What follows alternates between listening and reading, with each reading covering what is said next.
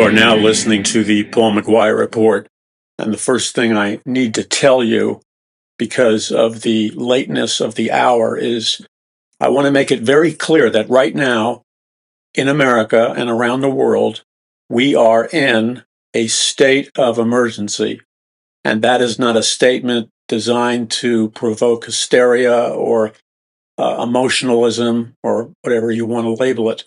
The fact that we are in a state of emergency is based on a factual appraisal of data, documentation of knowledge, data, and accumulation of inside information that is available to the public, but most people in the public don't know how to open up the semi-secret vaults of knowledge that are potentially available to them.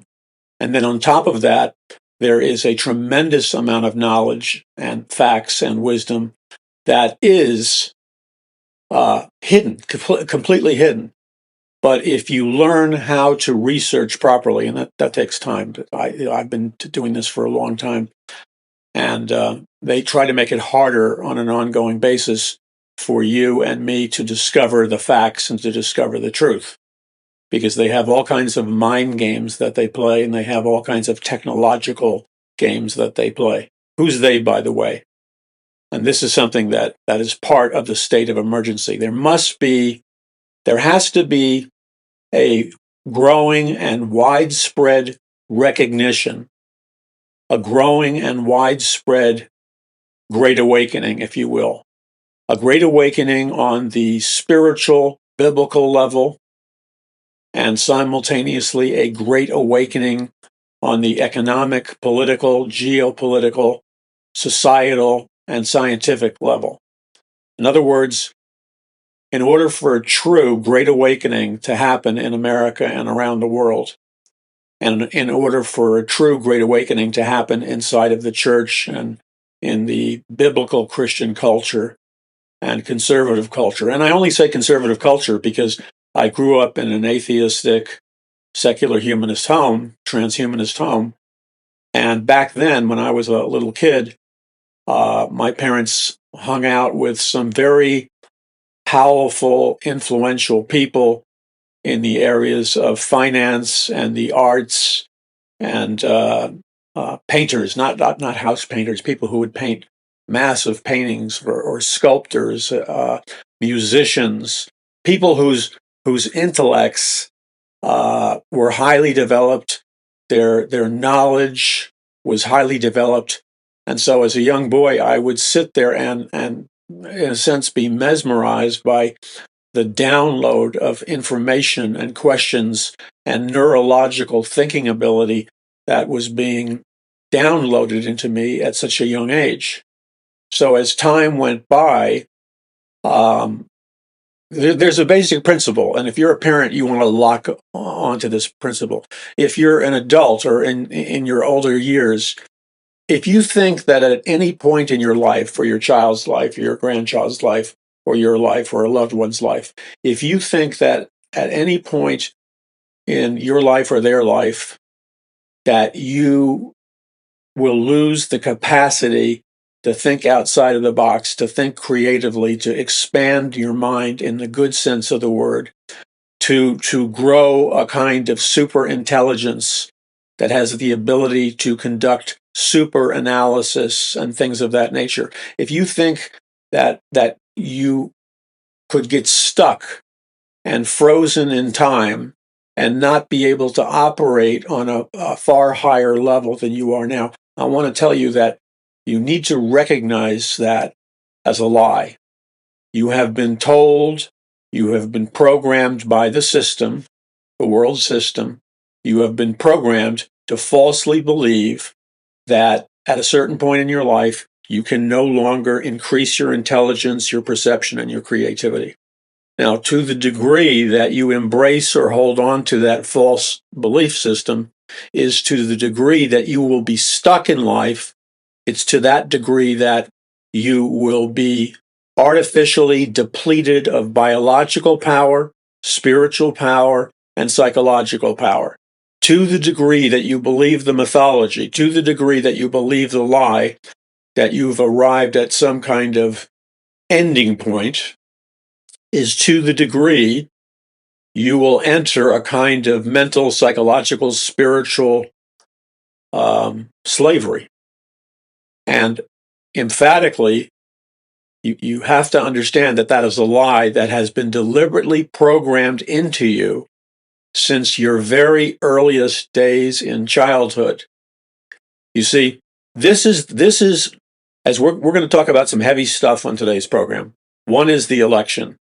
Before we dive into that, I want to simply restate something I've been saying on the internet quite a bit lately, and that is simply this. You and I are, right now, we are in the battle zone of the greatest battle for the hearts and souls of mankind in the history of the world. We're in it now. This battle, this great spiritual battle that we're in now, it's being fought by essentially two different opponents who have two different opposing belief systems.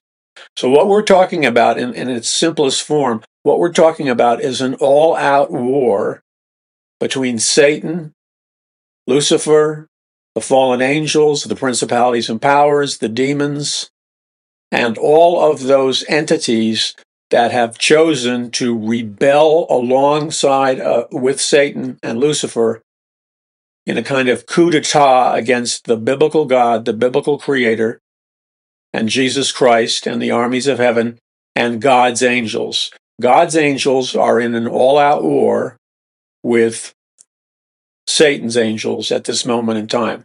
And so everything that you see manifesting in this physical earth realm world, essentially the realm of your senses, everything that you see, all the chaos that you see, all the unspeakable evil that keeps oozing out of the sewer system that we call our society, all of this stuff is evidence of the reality that we are in the greatest war in the history of mankind, except it's a spiritual war, and the essential soldiers of this spiritual war are beings that come from a different dimension, and that's the dimension that is beyond the dimension of your senses.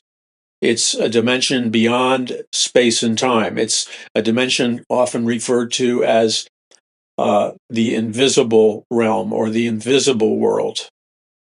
Now, quantum physics about 200 years ago began to discover that the previous scientific theory, which stated that the only reality that was really real was the reality that you could perceive with your physical senses, like taste, touch, visual, hearing, etc., etc. So the scientific method, and here's the interesting thing about it, I know I've brought it up before, but it's important to know, the scientific method was established, or he got the credit for it, Sir Francis Bacon, who was the so-called father of the scientific method. And so he was respected and revered by other scientists and philosophers and so on and so forth all around the world. He was revered because he was thought of as the man who fully understood the scientific method. The scientific method is the basic principle that you cannot establish anything as being true or anything as being factual unless you have conducted proper scientific experiments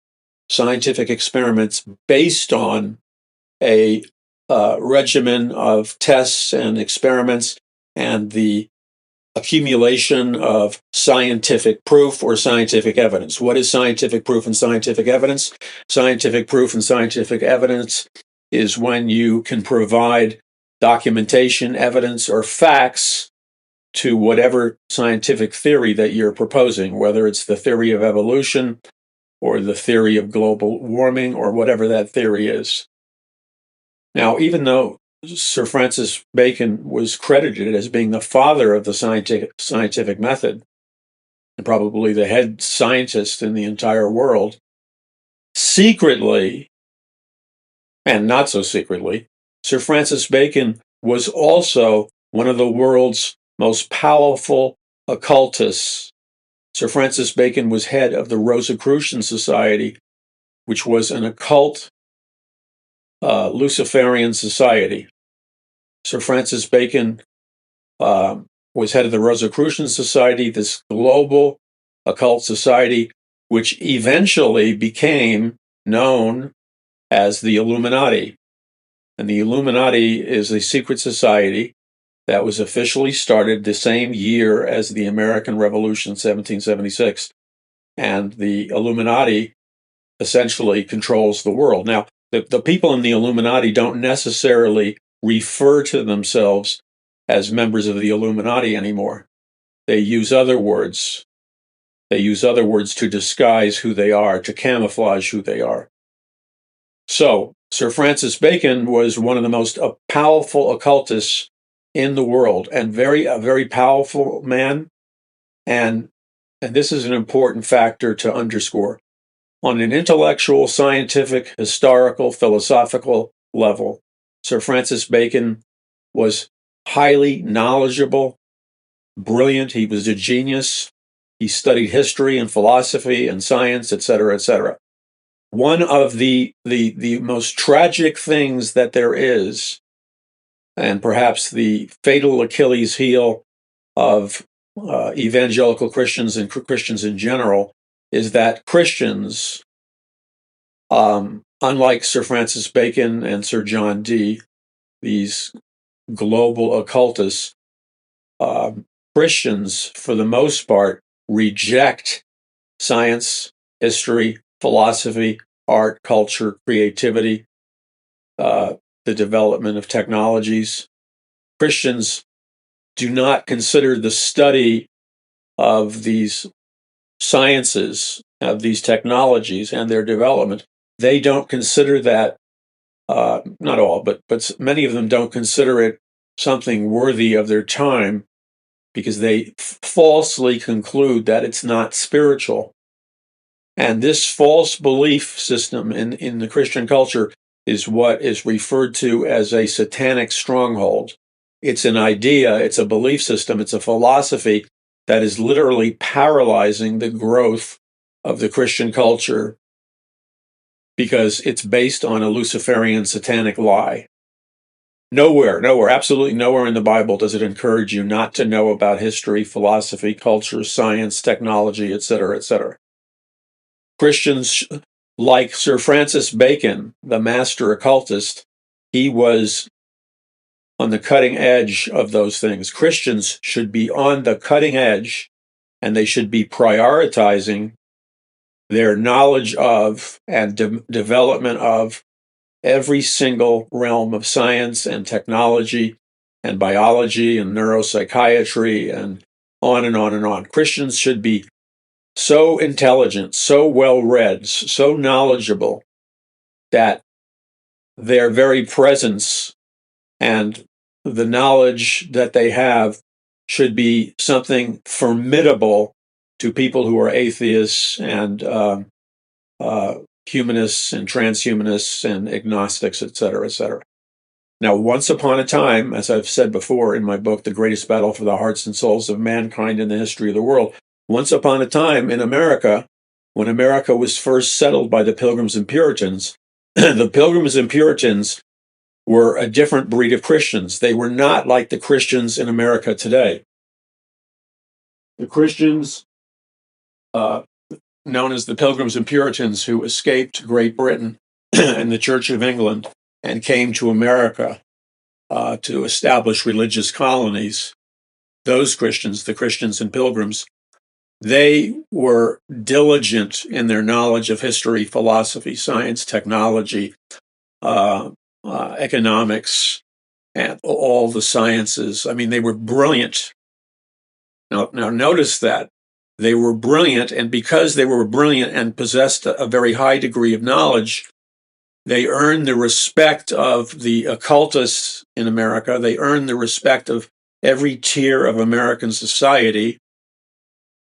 And in fact, it was the Pilgrims and Puritans at that time in America, the 1600s. It was the Pilgrims and Puritans who were so respected for their knowledge and educational knowledge that the founding fathers and all the people who settled America, they wanted desperately to be able to place their children in the school systems that were run and owned and controlled by the Pilgrims and Puritans, because the Pilgrim Puritan school systems across America were by far the most superior educational systems in America. There was no better school system in America when our founding fathers were alive. There was no better school system available to children than the school system developed by the Pilgrims and Puritans.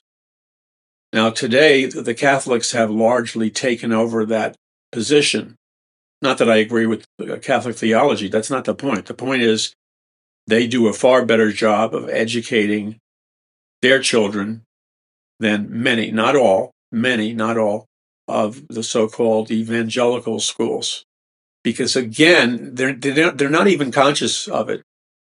And there are many fine exceptions, by the way. You just have to be, when it comes to Christian schools, you just have to scrutinize, you just have to be discerning. Because when you hunt among Christian schools, you will find Christian schools that are excellent, that are superior, that have some of the finest educations a person can get. You'll find many Christian schools like that. But the problem is, it's not like it was in the days of the Pilgrims and Puritans, when the Pilgrim and Puritan schools, without exception, were the best educational systems available. Today, it's a mixture. So on one hand, you have a very superior Christian school systems that is excellent. But on the other hand, mixed in with that, you have a kind of degraded, diluted form of Christian school. And what it comes down to, ultimately, what it always comes down to is it comes down to what foundation is any given school built and based on. And depending upon the integrity of the foundation of whatever school system we're talking about, whether it's humanism or liberal Christianity or whatever, or Bible-believing Christianity that embraces the arts and intellectualism, etc., the foundation that you build the educational system on, if it is built on a strong biblical worldview, you are going to have an outstanding and excellent school system that is superior to most schools. If your school system is built on a shallow biblical worldview or a liberal biblical worldview, you will have a weak Christian school system. And this is important because when we're fighting the greatest battle for the hearts and minds of mankind in the history of the world, which we are, we must develop ourselves as adults, but we must also develop our children and grandchildren to the best we can.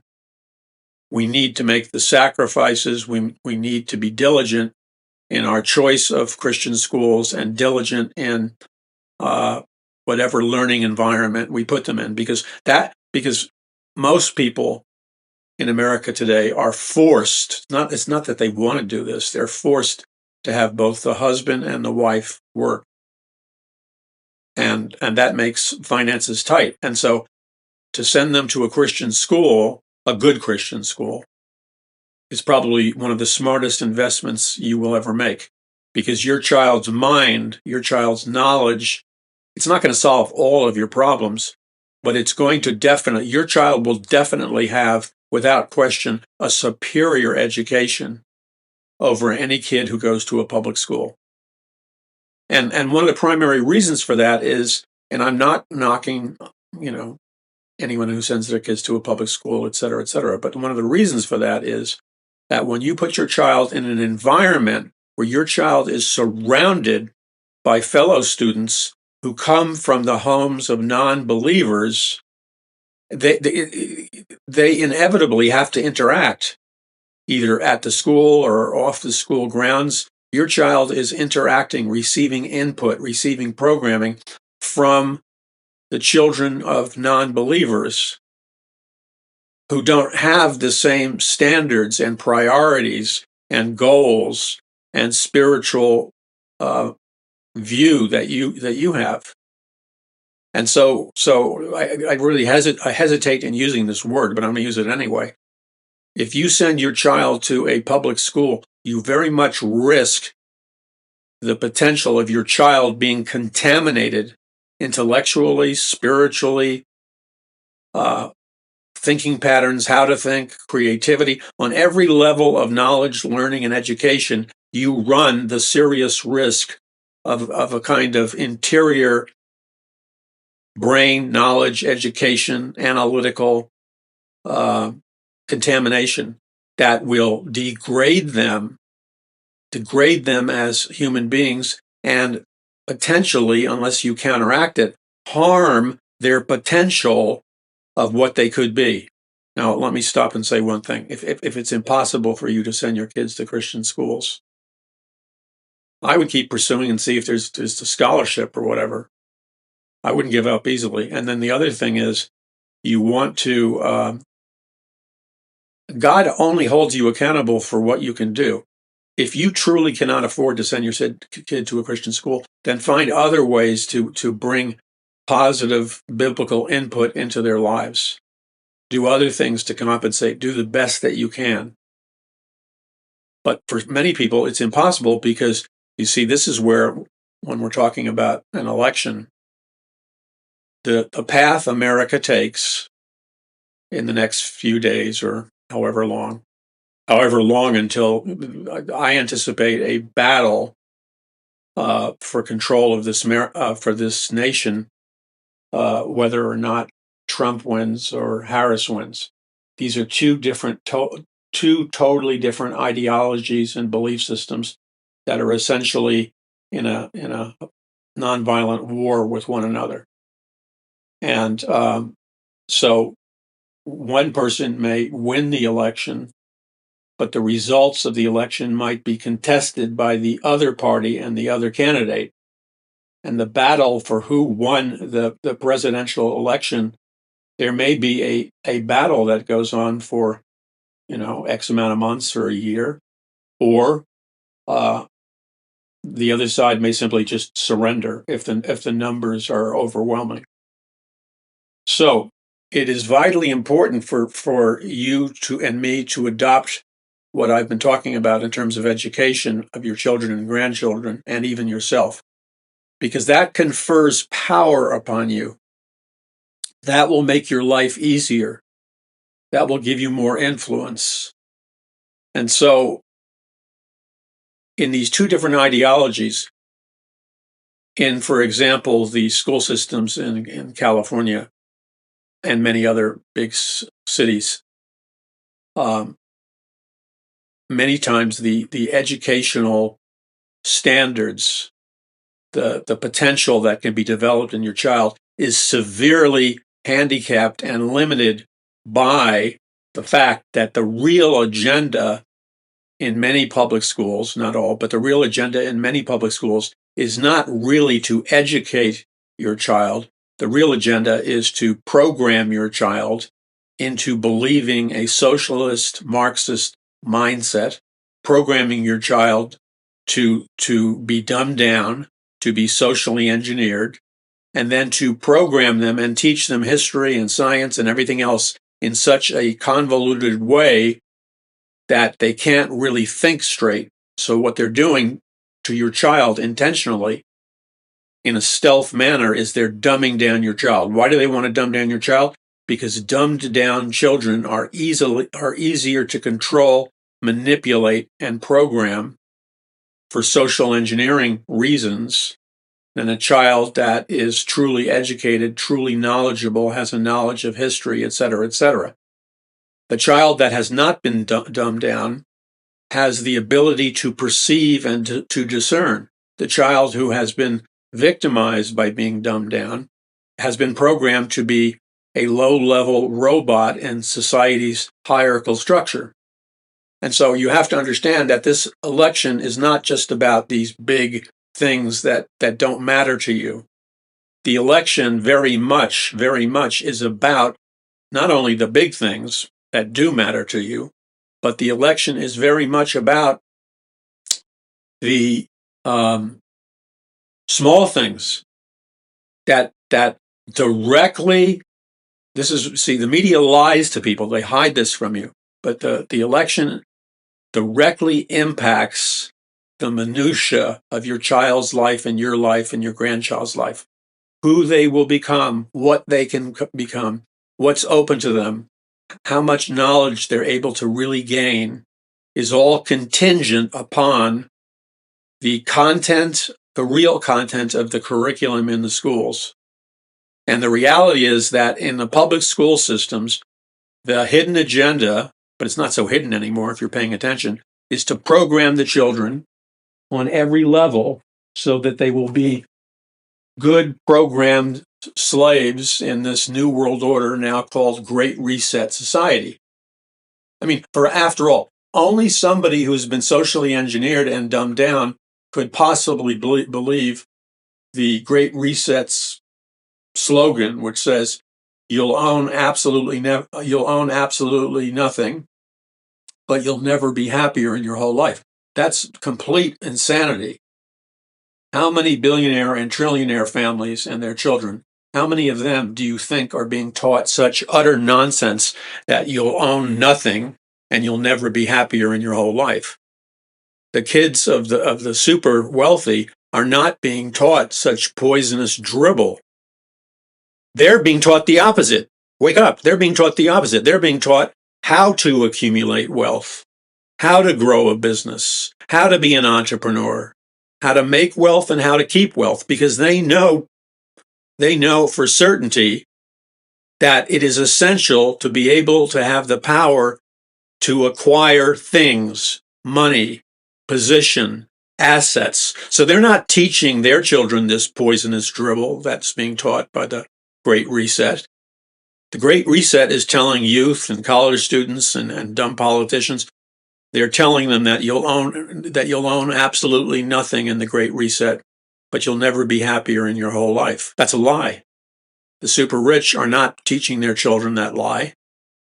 It's being taught to your children. Why? Because they are very shrewd. So they're not going to call something for what it is. They're not going to come out in the open and openly and truthfully tell you the real purpose of the Great Reset.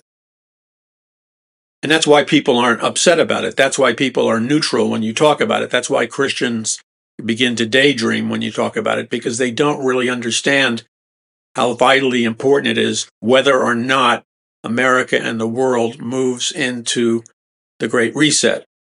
If you understand what the Great Reset is really all about, you would be jolted with adrenaline and you would wake up fast.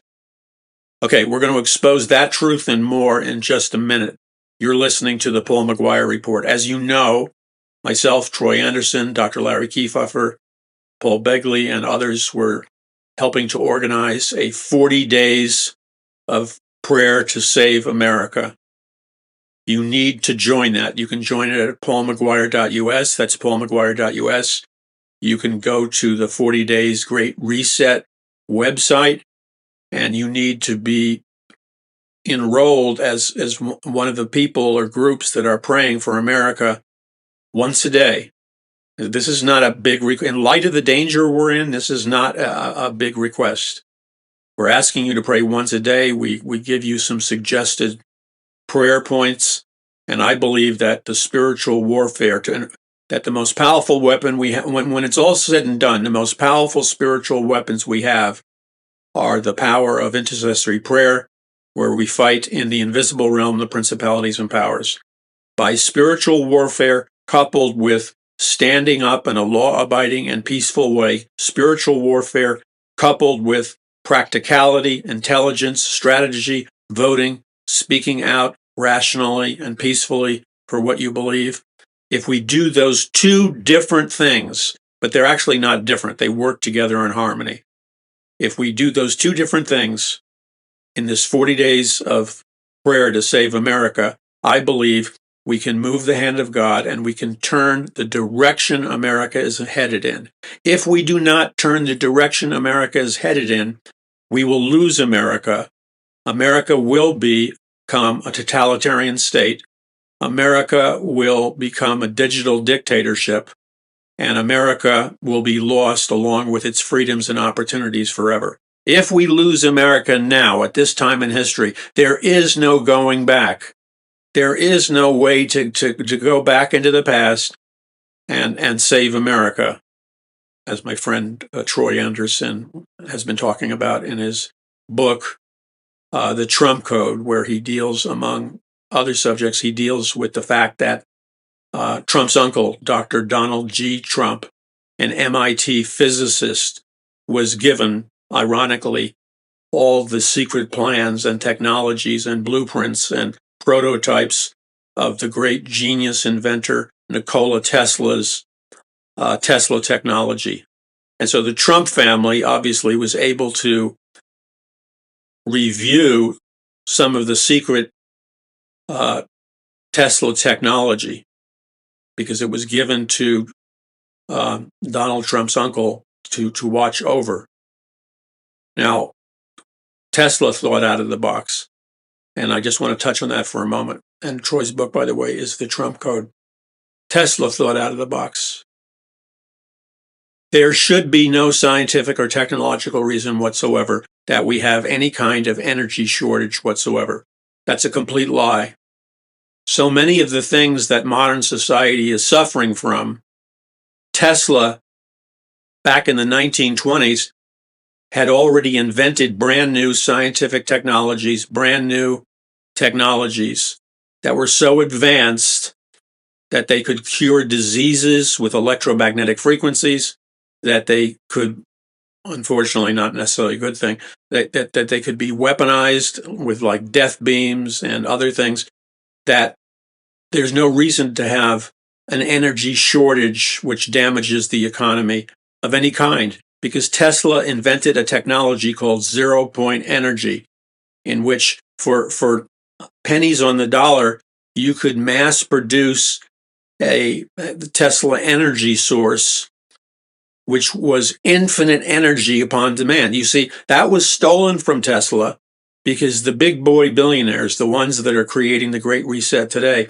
they stole all the stuff from Tesla because they wanted a monopoly on energy production. They wanted a monopoly on oil and gas production and coal production and many other things in medicine. They wanted a monopoly so they could charge people. Charging people is another way of putting the shackles of slavery around their ankles. But this could have been avoided if, first of all, God's people were awake instead of asleep. I mean, you look at problem after problem in America and around the world, and you see that at critical junctures, at critical points, instead of being awake both spiritually and scientifically and intellectually, God's people are sound asleep in the middle of the spiritual battle. And the evil ones and the wicked, then they steal the technology, they steal the free energy, they steal all the things that God meant to be a blessing and benefit to mankind. Why? Because they allowed, unlike the Pilgrims and Puritans, going back to the 1920s, the Christians allowed themselves, for the most part, not all Christians, they allowed themselves to be dumbed down. And dumbed down people are always, without exception, led into various kinds of captivity or slavery. And that's why I'm urging you to wake up and wake up the people God puts in your path. And I need your help in waking people up. I need your help in spreading the message of the 40 days of prayer to save America. Time is running out, and we need to reach as many people as fast as we can. And they are waging war against me and others by sabotaging deliberately our social media outlets, our internet outlets. And the only way we can acquire new technology to do an end run around their evil plans is we need to buy new technologies, new delivery systems. It's critical that we do this. Otherwise, we can't break through the barriers and dismantle their traps. So I'm asking you to, in light of the current events that are exploding all around us, in light of the dangers our world and nation is dealing with, like the potential of World War III, the potential of riots in the streets after the election, the potential of an energy war or a dollar crisis. I need your help financially and with your gifts and donations so that we can reach more people as fast as we possibly can. So this is all I'm asking you to do. For my part, I'm giving it everything I have, and I have been doing this. I've been giving everything that I have, and I've been doing this for decades. That means, well, I don't want to go into the specifics because I don't want to come off like I'm bragging. What I give, that's between me and the Lord, but I've given everything. Okay. So I feel like I have a moral right to exhort you. Many of you have sacrificed and given to this ministry, and I thank you deeply and fervently for your generosity and your obedience to the Lord Jesus Christ. Thank you for your contributions and helping us reach people fast. And to everyone else who's listening, I simply ask you to ask the Lord, Lord, how much should I give to Paul McGUIRE Ministries and Paradise Mountain Church? And then before you come up with an answer, pause for a number of minutes and wait on the Lord silently. Wait on the Lord quietly so that you can hear the Lord. And then whatever the Lord says to you after you've asked him, how much should you give? How often should you give?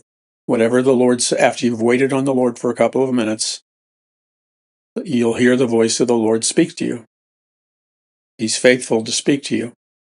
And then whatever the Lord tells you to do, whatever the Lord speaks to you, and simply obey whatever it is God is asking you to do in terms of your gifts, your contributions, and things of that nature. And that means you're not going to like imagine an answer. You're not going to like formulate an answer. You're going to wait on the Lord for him to speak to your inner man or inner woman. And then whatever it is that God asks you to do, simply do it. And it shouldn't be, you shouldn't be sitting there and, well, I think I'm going to give 2.3.7.4% of my monthly income. No, well, if that's what the Lord tells you to do it. But do what the Lord tells you to do. We're in a spiritual war. And that means you have to be discerning about who you give to.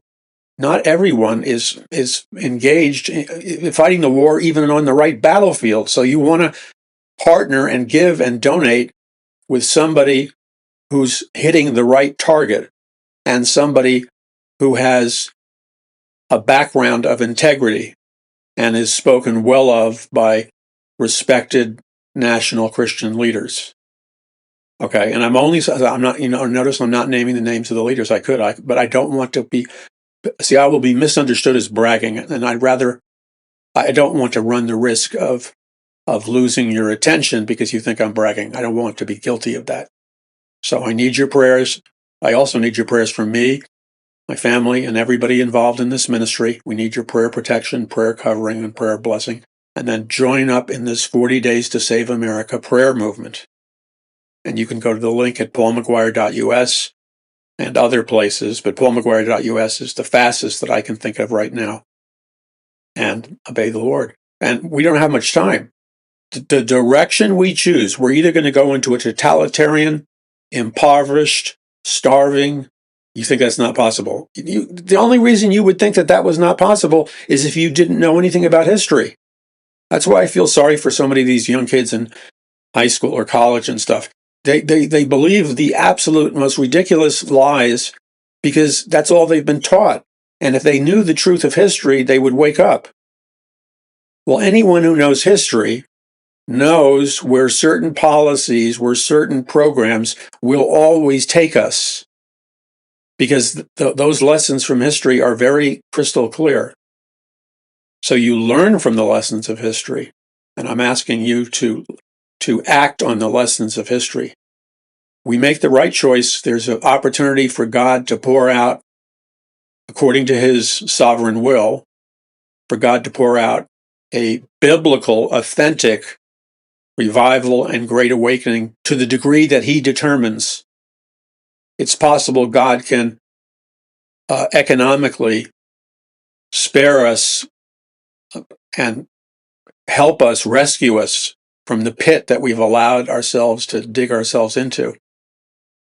So all things are possible, and God's goodness is possible. I believe one of the choices in the election, you may not like a particular candidate because they're not perfect, but guess what? Jesus Christ is the only being who is perfect, and Jesus Christ is not a voting option for me and you because Jesus Christ is not running. This is not the time to quibble. We need to unite. We need to unite for the best, most qualified candidate that God has given us. And then we need to stand behind that candidate. No one is going to be perfect. Everybody, whether you know about it or not, has some dirty laundry. I mean, it may be a smelly old sock, okay? But everybody has some kind of dirty laundry. And if they don't have dirty laundry, somebody else can make up the person's dirty laundry, or they can take facts and stories and bend them all out of proportion and lie about them, and they can make up dirty laundry. So we need to be discerning and don't just give your mind over to the mainstream media, which is owned and controlled by the financial dictators of the Great Reset. So visit paulmcguire.us. That's paulmcguire.us. And remember, nothing is impossible with God. God still wants to bring in a last day's soul harvest before his return. He still wants us to make disciples of all nations. God still wants to use you and I and his people to reach the world. Jesus didn't fall asleep on the throne. He's waiting for us to finish our mission, because at the exact moment, I believe this with all my heart, at some moment in time, the very last person who is going to choose by faith to be saved by the blood of Jesus Christ, when that person makes the decision to accept Christ into their life by faith and to be cleansed by the blood of Jesus Christ, there'll be some person who will represent the last person on earth to pray the prayer of forgiveness and ask God to make him or her born again. When that happens, that's the last person on earth who will be saved and the last person on earth who will go into heaven for all eternity. When that happens, that means the mission, at least in terms of God being concerned, is over. It's finished. It's completed. We have brought in everybody who's willing to come. There's some people who will never come.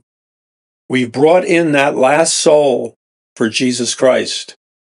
And when that happens, it's mission accomplished. So when that happens, that, I believe, Jesus Christ is released to return to the earth after the last person who will make that choice to be saved makes that choice to be saved. And at that moment, that's the end of the age and the beginning of the new heaven, new earth, and new Jerusalem. And all those that are truly saved will enter into heaven and the kingdom of God for all eternity. Just think about it. We'll be in a brand new, glorified world, a world that glows with the golden glory of God, the rivers of living water, the beautiful flowers and trees. It will be in many respects like the Garden of Eden, and it will be in many respects like something completely new. You are listening to the Paul McGUIRE point. Excuse me, this is Paul McGUIRE. Okay, we're in the countdown season with this election. The election is not just about two personalities. The election is about two different pathways, two different belief systems, two different worldviews, and where those worldviews will take us. And we can know where a person's worldview, a leader, where their worldview will take us, because history documents what happens to any nation. For example, I've said this before, and I'll say it again very quickly. It's a no-brainer. Every time a nation goes into communism or Marxism, it goes into total poverty, total slavery, total loss of freedoms. Hundreds of millions of people are slaughtered in the streets, and that nation becomes literally a hell on earth. That's not the opinion of Paul McGUIRE. That's not some biased statement. I am simply speaking to you factually about the results of every single major communist Marxist revolution in history. So when somebody alludes to the fact or openly says or espouses Marxist, socialist, communist policies, they're taking you on a fast track to hell on earth. Why would they do that? Well, they get secret payoffs. The ones on top get paid off with mansions. Yeah, don't you ever notice that in every communist Marxist society, the people that are the figureheads and the leaders, that they get these incredible mansions and incredible cars, and they live like capitalist kings and queens every time. And the people suffer, and the people are starving, and there's no food, and the healthcare disintegrates to nothing. That's what happens. Fact number one. So you have a choice. You can deal with the facts, or live in the land of the wonderful Wizard of Oz, the wonderful land of make-believe. And every people that have done that, like the French Revolution, they were so intelligent, so intellectual, the French philosophers. Okay, I did my research in Paris, France, and through reading, and I stood on the very area where there was a giant pyramid in Paris, France, and I stood on the very area where a couple of hundred years earlier, that area was just row after row after row of guillotines. And the French philosophers, they were so noble and so well-spoken, they gave the secret order to round up all the Christian ministers in Paris and in France. They rounded up all the Christian ministers, and then the majority of the Christian ministers or Christians, they stuck their heads in the guillotine, and then the guillotine was released, and that giant razor blade mechanism came firing down, and their heads were chopped off. There were crowds of thousands of people watching. I'm sorry, it's rough, but it's true. Watching the bloody heads of the ministers roll into the baskets that were supposed to collect their heads, but most of the time the heads bounced out of the basket, and their bloody heads, the bloody heads of the ministers, rolled down into the streets. At the same time, there was a topless woman who would be riding all over the streets of Paris, and this topless woman, bearing her bare breasts, brazenly represented what the French called the goddess of reason. In actuality, she was an embodiment of Semiramis or Ishtar or Isis, Nimrod's wife. So the goddess of reason is strutting around topless on a horse, while the heads of ministers that have been beheaded roll down the streets. And then also at the same time, there's a mass slaughter of Christians. They're just slaughtered. But this was all kept secret until after the revolution turned the power structure over. They hid this. This was a secret operation. And people were warned about it. Christians were warned about it, but once again, they didn't believe it. They called it a conspiracy theory. It wasn't a conspiracy theory, it was a reality. And then at the same time, now that they were liberated from what they considered moral laws, the people of Paris, in open rebellion against the laws of God, were holding sexual orgies out in the open inside of the giant churches. So giant churches were packed with people totally naked doing God knows what, in open orgies, which were designed to be done in defiance of the laws of God, because they knew in their hearts, the French philosophers, that they weren't really rebelling against the king or the political structure of France. No, the root of the French Revolution was they were rebelling against God. The root of the communist revolutions is they were rebelling against God. So the French Revolution was the mother of the communist and Marxist revolutions. So in communist China and communist Cuba and communist North Korea and communist Russia and on the list goes, every communist nation, the people are worse off. There's no food in the stores. They lose all their freedoms. If they dare to speak out, they're arrested or shot to death. And they always lie about how many people they massacre. So, for example, in Russia, they killed hundreds of millions of people. The same with communist China. They killed hundreds of millions of people. And then you have a spin-off of communism, Marxism, and that's the Adolf Hitler's Third Reich is Nazism, which is kind of a spin-off of communism. And he kills like 37 million people during the Holocaust. So ideas have consequences. What you believe matters. Who you vote for matters. Look, it can start, things can, let me tell you the truth here and let it land in your spirit. Things can start off really sweet and really nice. But let's talk about it in just like human everyday terms. How many of you or people you know, guys or girls, how many of you like fell in love, you thought you fell in love with somebody? And in the state of consciousness where you thought you fell in love with somebody and you were in that emotional high state, where you're just like, it's like you're on some kind of drug or ate tons of chocolate. You're on a romantic sexual high. Now, everybody knows what I'm talking about, because if you haven't gone through it, you know somebody or have a child or a daughter or a son who has gone through it. And while you're in that high state, you're not thinking as clearly and rationally and logically and with as much discernment as you should be, because you're in a euphoric, altered state of consciousness. But then reality begins to knock on your door. You got to make a car payment. You have a fight. The woman gets pregnant. I mean, it could be any number of things, or a combination of things, or an accumulation of things. And all of a sudden, pop, that romantic bubble you've been living in dissipates. The romantic bubble dissipates, and now the high that you were on, just like a drug, except these are biochemicals that have been activated in your human brain, just like a drug. The biochemicals stop firing their euphoric emotions, and it's like you crash. You come back to reality.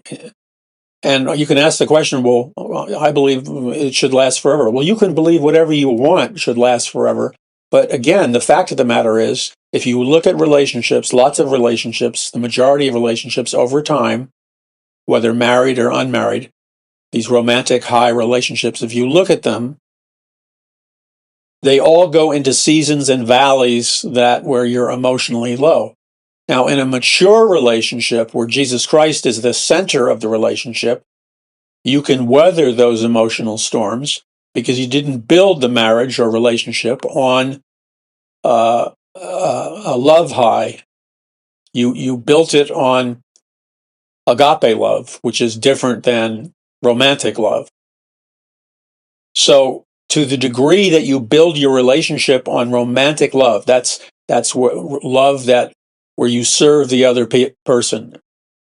It's not like what can the other person do for me? And so when you build a relationship on a secure foundation of agape love, not just some romantic or sensual high, then your relationship can weather the storms and you can have a long-term relationship. But God designed that to give you an opportunity to grow emotionally, spiritually, and psychologically. Now, what happens with the communist, Marxist, socialist revolutions is they're like on a euphoric high. People are dancing in the streets and they think it's going to be party time forever. That usually lasts about a week or a day. And then the armed troops come marching down the streets of these communist revolution nations. Armed troops come marching down the streets. Armed troops riding horseback, carrying cannons and machine gun style weapons. And all of a sudden, it's totally unexpected because people thought that the revolution was going to bring them paradise. But they're not looking at a paradise right now. They're looking at armed troops aiming the sights of their machine guns and cannons and rifles at you and everybody else who helped. You who sacrificed for the revolution are now, you're in a death sentence. And without any bothering of your conscience, these heavily armed troops and all these communist revolutions begin to open fire on you, and you see your friends and family and others who volunteered in the revolution, they're dropping like flies. They're dropping in pools of blood all around you. And you recognize, finally, all the warnings you were given by people who cared, but you wouldn't listen to the people who cared. You wouldn't listen to the people who knew what they were talking about. You scoffed them off. But now, all of a sudden, you have a come-to-Jesus moment like you've never had a come-to-Jesus moment. And all of a sudden, the illusion and delusion disintegrates, and you see the revolution for what it really is. It has nothing to do with the lies of building a kingdom of heaven on earth. And all the promises the revolutionaries promised you, they all lied to you. And now you see what it's all about, because bullets are flying and machine guns are firing and cannons are firing and bombs are going off. And now all of a sudden your friends, male and female, even children, they're dropping dead like flies on the streets in pools of blood. They're being massacred in the open. Some of the soldiers have big swords and they're whacking the heads off of innocent people who served in the revolution. And even now, some of you who are into that stuff, you deny it and say, oh, that's just made up. No, it's not made up. Read a history book, fool. Read a history book, fool. Understand what you're talking about. There are people running for office right now whose ideologies and belief system, they're the useful idiots. They're the pawns of the Great Reset, the New World Order, the globalists, the communists, and the Marxists. And so you see that you've been betrayed horribly. And now people are either killed or they're apprehended and shackled and sent into prison, barely given enough soup to stay alive. And then they're forced at the point of a gun to work in the fields and the mines and to do the heavy, heavy labor in the baking hot sun, starving to death. And if they can't meet their quotas, they get blown to pieces by the soldiers' guns. And then they recognize, then their eyes can finally see the truth, that they were hoodwinked, that they were conned, that they were fooled, that the whole revolution thing was one big fat lie. So that's what this election, you want to know what this election is? I'm simply connecting to you the lessons of history to what our society or nation could potentially turn into if our society marches down the wrong path. It can happen, listen, history tells us it can happen overnight. It can happen in a week. Don't believe this nonsense, oh, it would take 10 years. That's lies. Or, oh, that would never happen in America. That's the same lie that the Jews believed with Adolf Hitler. Oh, it can't happen here. It can't happen here. It can't happen here. But it did happen in Germany. The Jews were massacred by the millions. And it did happen in China, and it did happen in Russia, and it did happen in Cuba, and it did happen in North Korea. It happens all the time. In fact, history tells us that every time there's a communist revolution, it happens. So now you know the truth. And the only way the truth can set you free is you've got to accept that truth and change the course and direction of your life for the sake of you and your loved ones. And if it means leaving a church where they're hiding the truth from you, then leave it. You don't have all that much time. You need to know who you're voting for, and you vote for the right reasons. And you need to pray like everything depended upon it, because guess what? Everything does depend on it. So you need to be a prayer warrior. And you need to selectively and with discernment give and donate to the ministries and ministers and spokesmen that are speaking the truth and doing everything they can to wake up the American people so that we can have the possibility of a biblical Great Awakening, as we did in the First Great Awakening and the Second Great Awakening of America. God is ready to intervene supernaturally in America. God can raise up righteous leaders. God can win the spiritual battles. Wake up. You're looking at never before in the history of mankind have hurricanes and storms hit the Florida coastline with the intensity that they've been hit with in recent weeks. Where do you think that's coming from? The Wizard of Oz? Other storms Other technologies are being unleashed upon the American public right in front of your face. But because you've been dumbed down, I'm sorry, but because you have no clue as to what these technologies are and what they can do, and the fact that they've been operational since the 1940s, you think falsely that it's impossible for our military or other militaries in the world to actually have such science fiction-like weapons and technology. But the fact of the matter is they do have it, and they've had it for a long time. So wake up. Oh, you think it's just a vaccine that's spread around the world? I mean, how dumb can you be? That was made in a laboratory in China, probably with a little help from their friends in America. You think that was just a spontaneous outbreak of something called you know what? Oh, that was just spontaneous. No, it wasn't just spontaneous.